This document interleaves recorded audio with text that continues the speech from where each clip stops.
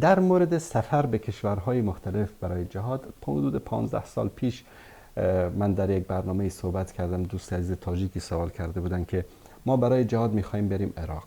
همون موقع من گفتم اینا که امروز داد میزنن که برای جهاد برید عراق، گفتم اینها هدفشان این است که تاجیکستان را از جوانان مسلمان و دیندار و با غیرت خالی کنن. این یک پروژه استخباراتی است بین استخبارات روسیه و تاجیکستان و استخبارات جهان. چرا؟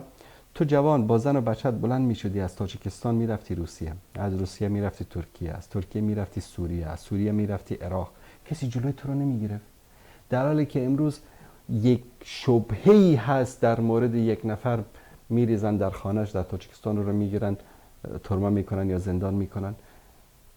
پس اونا از همه چیز خبر دارن و از همه چیز خبر داشتن. به همین خاطر 3-4 هزار نفر جوان تاجیک رو فرستادن در عراق. در اونجا همه اینها کشته شدن. تعداد کمی از حدود 1000 شاید کمتر بیشترشان تانستن خودشون رو نجات بدن. آمدن به ترکیه و به کشورهای دیگه، در اونجا هم تحت تعقیب قرار گرفتن. بعضیشون کشته شدن، بعضیشون که به تاجیکستان برگشتن زندانی شدن، بعضی کشورها گرفتن به تاجیکستان دادن. زن و بچه کسایی که کشته شدن تعداد زیادی از آنها تا الان در زندانهای روافض در عراق هستن. به عزت صدها خواهر تاجیک ما در اونجا تجاوز صورت گرفت.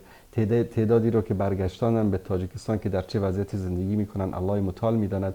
پس ببینید گرفتن کشور رو خالی کردن از این جوانها و ملت عراق، مجاهدین عراق نیاز به مجاهدین تاجیکستان نداشتن.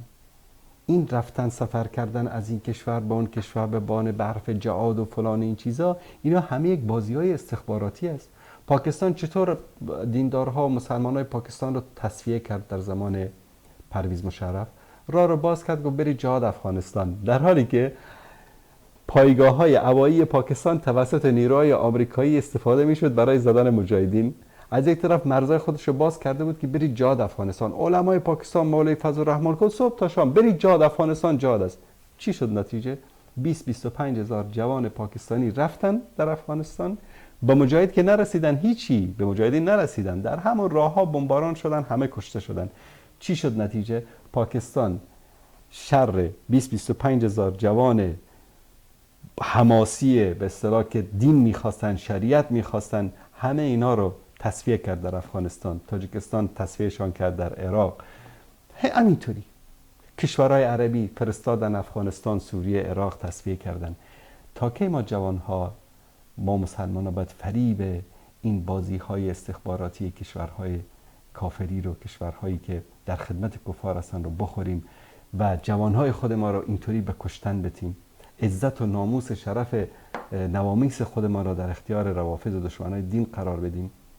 نباید انسان، رسول الله صلی الله علیه و سلم میفرمایند که المؤمن کیس فتن، مؤمن باید زیرک و هوشیار باشه. یک بار در جهاد اول در افغانستان شد، در جهاد دوم شد، در سوریه شد، در عراق شد. نباید همیشه ما مسلمانان اهل سنت فریب بخوریم مثل داعش که امروز یک پروژه استخباراتی غرب هست. فقط به خاطر چی؟ به خاطر از بین بردن اهل سنت. هر جا ببینید مسلمان، دعوتگر، عالم باشه داعش رو ترور میکنه. این مرتد است، این کافر است، این فلان است.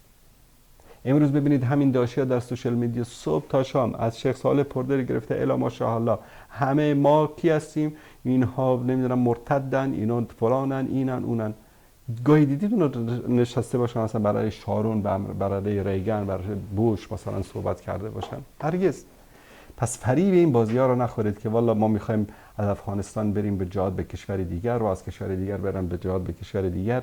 این در صورتی است که اگر نفیر عام باشد در یک کشور اسلامی مسلمانان در مقابل کفار جهاد میکرده باشند، زورشان نرسد، تعدادشان کم باشد، در اون صورت به نزدیکترین همسایه مسلمانان واجب است که آنها را کمک بکنن با سلاح، با افراد، با نیرو. اما این نه، در پاکستان مثلا یا در افغانستان در کشور دیگه 4 نفر پیدا میشن، الا جهاد است اینجا، معلوم نیست که این کی هست، برای چی است، کی اینا رو ساخته، اهدافشان چی است و ما مسلمان همینطور میریم مثل گوسفند قربانی میشیم در اونجا. این کار اشتباه است.